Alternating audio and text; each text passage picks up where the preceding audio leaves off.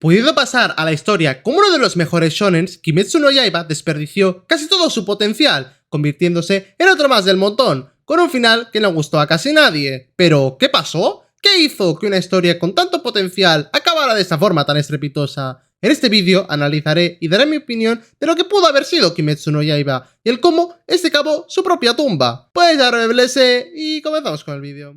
Primeramente, hablar de cómo ha sido su historia hasta el día de hoy, que se está estrenando su tercera temporada, donde Kimetsu no Yaiba demostró que a pesar de tener algunos clichés, la mangaka había creado una historia medianamente emocionante. Muchos pensarán que esto comenzó con Rengoku, pero realmente desde los primeros capítulos de la serie ya podíamos ver dos cosas: que los demonios son muy tochos y los humanos muy débiles, y que revivir a personajes muertos no será una opción. Si bien esto es un poco irrelevante, que en el examen de ingreso mueran casi el 90% de los aspirantes, incluyendo los antiguos alumnos de Urokodaki, esto ya deja las bases de cómo irá la historia, que luego, viendo de forma más extrema con el caso de Rengoku. Después de la primera temporada y la película, pasamos a la segunda temporada, donde comienzan a surgir problemas. Y no me refiero al hecho de que Uzui no muera, o que en general no muera nadie, sino al hecho de los baiteos y los power-ups de la nada. Esto ya se vio en la pelea de la sexta menguante vs Tanjiro, donde tanto Nezuko como Tanjiro obtuvieron la técnica de sangre y el baile del dios del fuego, pero personalmente creo que estos están mejor implementados en la situación. En cambio, en la pelea de Uzui vs Gyutaro, este se autopara el corazón y de repente es capaz de ver todos los ataques del enemigo. Además, Kinosuke se mueve los órganos, y para rematar lo de Nezuko, que salva la explosión con su técnica de sangre. De todas formas, no es un desastre a nivel argumentativo, tiene cosas que chirrían, pero es un buen combate si no le das mucha importancia a los power-ups. Entrando en la actual tercera temporada, se comienza a ver tormenta. ¿A qué me refiero con esto? Durante 100 capítulos apenas hemos visto a 2 lunas superiores y a 2 pilares, cuando se nos plantan ya otras 2 lunas y otros 2 pilares en menos de 30 capítulos. Esto, la primera vez que lo leí en el manga, no noté nada extraño, pero con la segunda lectura, yo no sé vosotros, pero lo veo muy apresurado. Solo hay 5 lunas superiores y Muzan, y me plantas a 2 de ellas para pelear contra 2 pilares, teniendo en cuenta que de pilares todavía hay como 10. Pero bueno, todavía nada muy preocupante, la temporada avanza bien en general. Comenzamos a saber más sobre Tanjiro y el estilo de fuego, el cual ya habíamos tenido previamente algunos flashbacks, pero aquí comienzan a enfatizar mucho más en ello. Acabando el arco, tenemos una escena muy buena sobre cómo a cambio de matar a la cuarta luna superior, Nezuko morirá por el sol, pero se descubre que ella de alguna forma es inmune.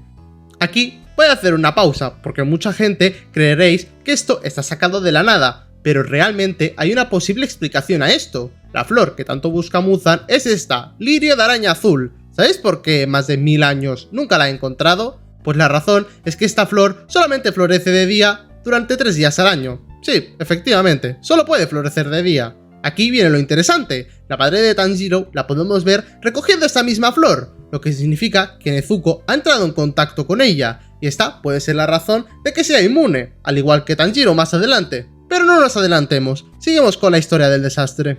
Con el plot twist de Nezuko tenemos una situación bastante interesante y peculiar. En el lado enemigo tenemos a Muzan y a sus 3 lunas, junto con la pimba de la guitarra, y en el lado de los cazademonios tenemos a casi todos los pilares. Esto hace varios escenarios posibles. El manga tomó lo que yo considero la opción correcta. Muzan fue directamente cayendo en la trampa y entrando en el castillo infinito, pero aquí viene el primer error demencial. Y esto fue una rusheada completamente absurda. Estábamos entrando en el arco final del manga sin saber qué hacía la mitad de los pilares y con más preguntas que respuestas. Esto se podría haber solucionado añadiendo arcos donde los pilares interactuaran entre sí de alguna forma. Al entrar al arco final con esto, había 2 opciones: o no darle importancia al pasado de algunos pilares y matarlos de alguna forma rápida, o explicar todos los pasados haciendo que apenas te puedas encariñar con ninguno, y metiendo en una misma pelea la historia de 4 pilares y la del demonio, como es el caso de la pelea contra la primera luna superior, Kokushibo, la cual no es una mala pelea, al contrario, es una de las mejores peleas de toda la serie con diferencia. Desde el inicio hasta el final,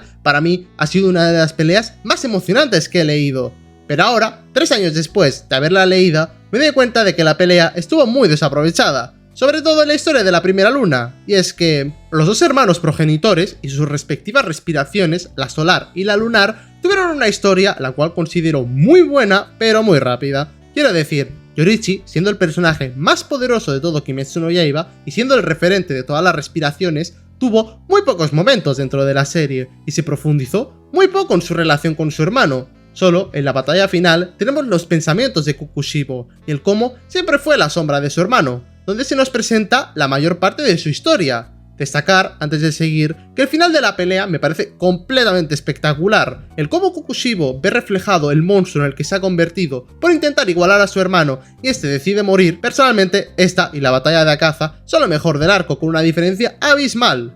Volviendo a los hermanos, creo que lo ideal hubiera sido desarrollar más su historia antes de entrar en el arco final. Igual que los antepasados de Tanjiro conocieron a Yorichi, seguro que había otra gente que también lo conoció.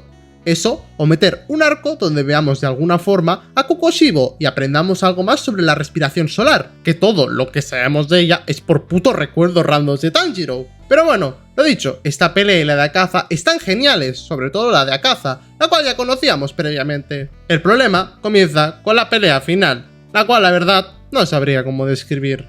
La pelea final, como lector, deja un mal gusto increíble, por el hecho de venir de dos de las mejores peleas de toda la serie y encontrarnos con esta payasada. Todos coincidimos que al autor se le fue la mano con Muzan. Es completamente ridículo lo de los power-ups y nerfeos. La medicina de Tamayo me parece que arruina por completo el momento. ¿Cómo vas a pasar de que la droga haga un efecto a que mágicamente empiece a hacer 4? Ahora que le estuve haciendo un rewatch al manga para poder hacer este vídeo, me doy cuenta todavía más de lo ridículo que se ve esta escena. Cuando Muzan va ganando, de repente aparece otro efecto más, y así 4 veces. Esta es la forma fácil de nerfear al villano, el cual, lo dicho, es ridículamente poderoso. De un solo ataque se barre a 4 pilares.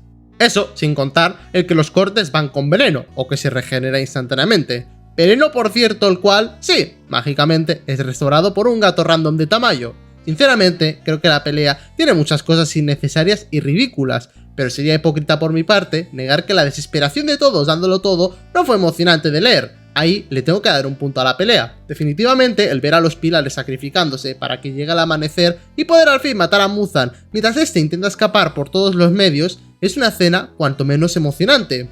Antes de seguir con el combate, vamos a llegar a lo que considero yo el mayor problema de todo Kimetsu no Yaiba, y una de las razones por las cuales este final fue muy mal acogido, y el por qué en general la serie se siente que le falta algo. Pienso firmemente que el mayor problema de todo Kimetsu no Yaiba, con una diferencia absoluta, ha sido el hecho de que Muzan es el villano principal, aquel que derrotar para vencer a los demonios. Es probablemente de los peores villanos que he visto nunca por varios motivos. El primero es su vaga historia. ¿Cómo vas a ponernos en la batalla final si ni siquiera sabemos nada del villano de la obra? Antes de llegar al final de su pelea, solo sabíamos que buscaba la flor para conseguir ser inmune al sol. Pero, ¿cuáles eran sus motivaciones, su pasado o cualquier otra cosa? Nada, nada de nada. Era y será un personaje malvado porque sí. No tiene desarrollo lo más mínimo, ni tampoco tiene emociones, como pretendes que el eje de tu obra sea un palo ultrapoderoso sin emociones. Cualquiera de las lunas superiores tiene mejor desarrollo que Muzan.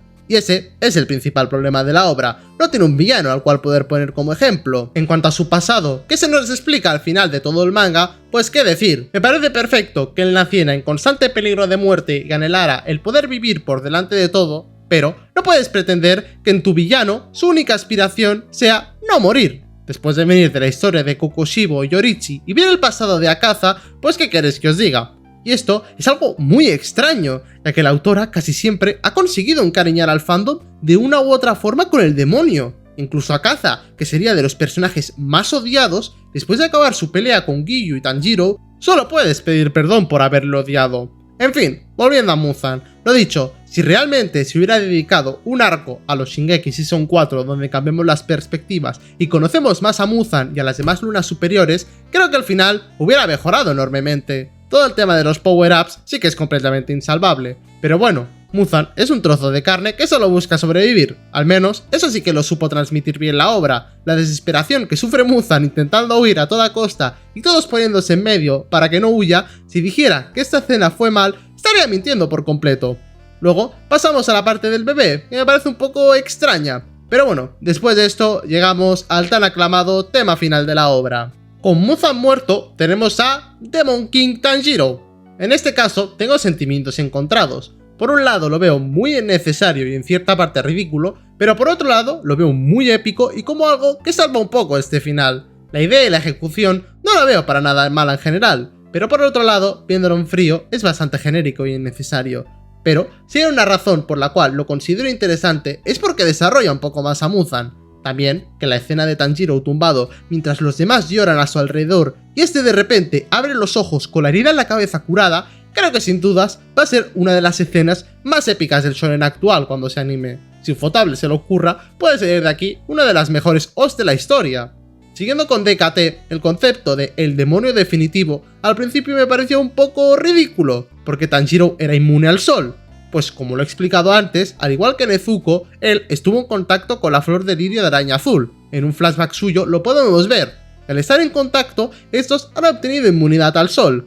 Dato curioso es que quien sabía la ubicación de la flor era la madre de Tanjiro. Si Muzan no la hubiera matado, este hubiera encontrado la flor, ya que estaba en el monte donde vivía la familia Kamado. Volviendo al combate final, en la parte final de este, donde Kanao usa su ojo para poder apresar a Tanjiro mientras todos le piden que vuelva a ser humano, esto nos deja unos paneles de Tanjiro subiendo hacia sus amigos mientras deja atrás a Muzan, los cuales me parece un buen cierre, pero genérico y muy esperable. Pero no me acaba de desagradar, el problema se rebata en cómo sigue la historia. El hecho de que la obra acabe con casi todos los personajes muertos y que los últimos capítulos sean reencarnaciones de estos viviendo su vida escolar me parece completamente ridículo. ¿Qué necesidad había de hacer esto? Simplemente déjalo en un Tanjiro y el resto vivieron su vida en paz hasta que murieron de vejez y listo. No hay ninguna necesidad de coger y reencarnar a todos los personajes de esta manera tan sin sentido.